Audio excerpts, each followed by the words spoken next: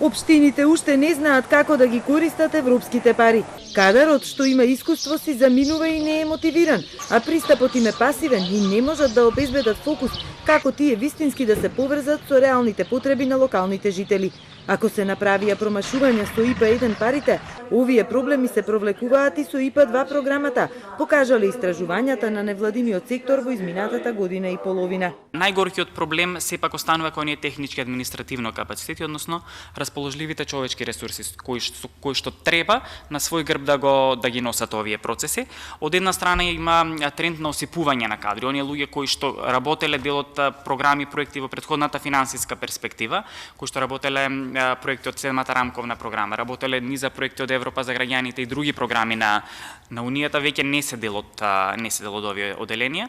Мора да се создадат вели специализирани кадри, независно дали станува збор за проблеми од животната средина, социјални или културни услуги.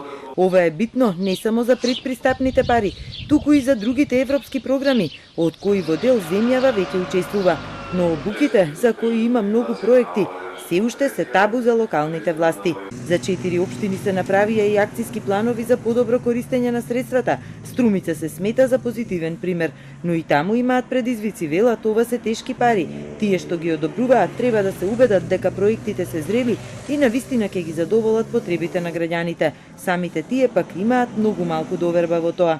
Поголема вклученост од страна на националните чинители, затоа што можеме ние до бескрај да збориме дека на локално ниво, ама сите проблеми произлегуваат од национално ниво, а доле само се мултиплицираат. Во овој процес исто така треба да се вклучуваат и универзитетите во земјата, каде има доволни млади кои би работеле и со своите знаење би придонесувале во нашите проекти.